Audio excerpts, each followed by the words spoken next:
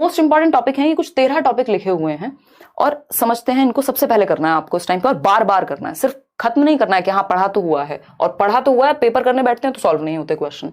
ठीक, तो concept of development यानी डेवलपमेंट, 4 नंबर के आसपास आपके क्वेश्चन मिनिमम आ जाते हैं विकास की प्रक्रिया से, है ना। छोटा सा टॉपिक है, अगर आप नोट्स में पढ़ेंगे, मैंने बहुत कंसाइज वे में, ऐसा नहीं है ये सिर्फ 42 पेज के नोट्स हैं, ऐसा नहीं आपको बहुत ज्यादा पढ़ना है, 400 पेज नहीं पढ़ने हैं इस टाइम पे। स्पेशली नोट्स का मतलब ये है कि आपने या तो खुद के बनाए हो या फिर कंसाइज, कम शब्दों में ज्यादा बात कही जा रही हो जहां पे, क्योंकि पेपर में क्वेश्चंस बहुत रिपीट होते हैं, टॉपिक सिलेबस सब सेम है। ठीक है जी। अगर हम बात करें डेवलपमेंट की तो 4 से 5 क्वेश्चन डेवलपमेंट पर आते हैं, जिसमें डेवलपमेंट के प्रकार क्या हैं, प्रिंसिपल्स क्या हैं, ये एक छोटा सा चैप्टर हुआ। प्याजे वाइगॉस्की कोलबर्ग मिला के 4 नंबर के क्वेश्चन कम से कम आ जाते हैं। कई बार वाइगॉस्की के 2 क्वेश्चन आ जाएंगे, कभी प्याजे के 2 आ जाएंगे, तीनों से एक एक तो आता ही है, कई बार मल्टीपल क्वेश्चन भी आ जाते हैं, तो उस केस में 4 नंबर कम से कम आपके यहाँ कवर हो जाएंगे। ठीक, ये जो आपको शुरुआत के 5-6 टॉपिक दिख रहे हैं, ये 20 नंबर का हिसाब किताब है अगर आप सीडीपी की बात करें, और अदर सब्जेक्ट में भी ये आपको हेल्प करेंगे, तो कोई रीजन नहीं है आपके पास कि आप इन टॉपिक्स को छोड़ें।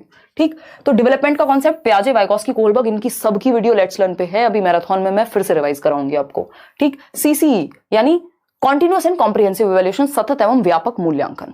इसकी जब हम बात कर रहे हैं तो डायग्नोस्टिक और रेमेडियल टीचिंग एक ऐसा विषय जिसको आप शायद 10 मिनट भी ना लगे आपको पढ़ने में। डायग्नोस्टिक का मतलब है आप रीजन जानेंगे, गैप पता करेंगे, और रेमेडियल का मतलब है गैप पता करने के बाद आप बच्चे को रेमेडी देंगे, उसको सिखाएंगे सही ढंग से या दोबारा से या जैसे भी पॉसिबल हो। ठीक, जहां उसकी प्रॉब्लम है उसको सॉल्व करेंगे, बस इतनी ही बात है, और इसी पे क्वेश्चन आएगा। सीसीई में और क्या है, assessment for learning, as learning, of learning, ये थोड़ा सा जानना है, और समग्र रूप से हम बच्चे का होलिस्टिक इवैल्यूएशन की बात करें, उसको पूरी तरह से सर्वांगीण रूप में जांच पाएं। ठीक, तो ये 3 टॉपिक हो गए। फिर एनसीएफ 2005 से भर भर के क्वेश्चन आते ही हैं हर साल, ये भी वीडियो मैंने बनाया हुआ है, नोट्स में भी गिवन है, उतना कर लेना है, ज्यादा नहीं करना। इंक्लूसिव एजुकेशन की हम बात करें, 5 नंबर का अकेला टॉपिक है अपने आप में, और ये 5 नंबर आपको अदर सब्जेक्ट्स में भी हेल्प करेंगे, सारे टॉपिक्स आपस में जुड़े हुए हैं। ठीक, तो समावेशी शिक्षा यानी सबको समावेशन, सभी बच्चों को पढ़ाना, चाहे वो स्पेशल बच्चा हो, नॉर्मल बच्चा हो, गिफ्टेड बच्चा हो। ठीक, अगर हम बात कर रहे हैं नेशनल एजुकेशन पॉलिसी की, तो इस बार बहुत क्वेश्चन आए नेशनल एजुकेशन पॉलिसी से, ये भी मैंने नोट्स में बहुत ही कंसाइज वे में दिया हुआ है, इससे क्वेश्चंस कैसे आए वो भी दिए हुए हैं, और ये कराई भी हुई है यूट्यूब पे अभी लेटेस्ट वे में, वो भी आप देख सकते हैं। सीसीई एक और बार लिखा हुआ है, ये सीसीई वो वाला नहीं है, ये है चाइल्ड सेंटर्ड एजुकेशन। कम से कम भी 5 क्वेश्चन मिनिमम आपको मिलेंगे, और हर सब्जेक्ट में क्वेश्चंस मिलेंगे।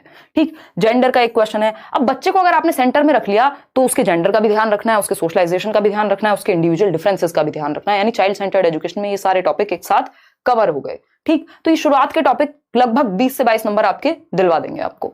ठीक, तो कॉन्सेप्ट ऑफ डेवलपमेंट, प्याजे, Vygotsky, Kohlberg, CCE, NCF, inclusive education, national education policy, और child centred education. Child centred education, gender, socialisation, इतने हल्के टॉपिक हैं, और इनको आप समझ गए तो आपके बहुत सारे नंबर बच जाएंगे, समय कम लगेगा। तो सबसे पहले इनको निपटाएंगे, डेवलपमेंट को निपटाएंगे, फिर एनसीएफ है। इंक्लूसिव एजुकेशन भी आसान है, क्योंकि इंक्लूसिव एजुकेशन में सब कुछ नहीं पूछा जाता, आपसे पूछा जाएगा कि अच्छा, एक तो सेग्रीगेट नहीं करना बच्चे को, लेबल नहीं करना बच्चे को, और क्या करना है, ऐसी ग्रुपिंग नहीं करनी जहां पे सेम एबिलिटी की ग्रुपिंग हो रही हो, और आपकी लर्निंग डिसेबिलिटीज, डिसलेक्सिया क्या है, डिस्कैल्कुलिया क्या है, यही छोटी छोटी बातें। इंक्लूसिव एजुकेशन भी ऐसा नहीं है आपको बहुत ही 300 पेज में इंक्लूसिव एजुकेशन पढ़ना है। ठीक, मोटिवेशन पे एक क्वेश्चन आता ही है भाई, इंटरनल मोटिवेशन होती है और एक्सटर्नल होती है। इसका लोकस ऑफ कंट्रोल इंटरनल होगा, यानी जिसका रीजन अंदर है वो इंटरनल, जिसका रीजन बाहर है वो एक्सटर्नल। एक क्वेश्चन फिक्स्ड है, बाकी सब्जेक्ट में भी एक आध क्वेश्चन इससे मिल सकता है। ठीक, लैंग्वेज एंड थॉट, अब ये जो टॉपिक्स हैं ये आपके पेडागोजी यानी सीडीपी में भी इंपॉर्टेंट है, और दोनों ही लैंग्वेजेस में भी इंपॉर्टेंट है, और लगभग हर सब्जेक्ट में। जैसे टीचिंग लर्निंग मटेरियल है, शिक्षण सहायक सामग्री कहते हैं जिसको हम, भाई आप चार्ट्स लेके आएंगे, बच्चे के भले के होने चाहिए, टेक्स्ट बुक सही तरीके से हम रिसोर्स के रूप में प्रयोग कर पाए, बच्चे की मातृभाषा का सही से प्रयोग कर पाए। तो ये जो टॉपिक्स हैं ये लैंग्वेज भी आपकी कवर कर दे रहे हैं, क्योंकि लैंग्वेज पेडागोजी चाहे हिंदी हो, इंग्लिश हो, उर्दू हो, संस्कृत हो, वॉट लगभग सब में टॉपिक सेम है। बस आपको इतना ध्यान रखना है लैंग्वेज और थॉट के बीच में क्या संबंध है, प्याजे, वाइगॉस्की क्या कह रहे हैं, चॉम्स्की क्या कह रहे हैं, है ना। एक्विजिशन और लर्निंग की बात होगी कि भाषा का अर्जन क्या होता है और अधिगम क्या होता है। लैंग्वेज की स्किल्स हैं, इस पे भी मैंने वीडियो बनाया हुआ है, मिलियंस लोगों ने देखा हुआ है।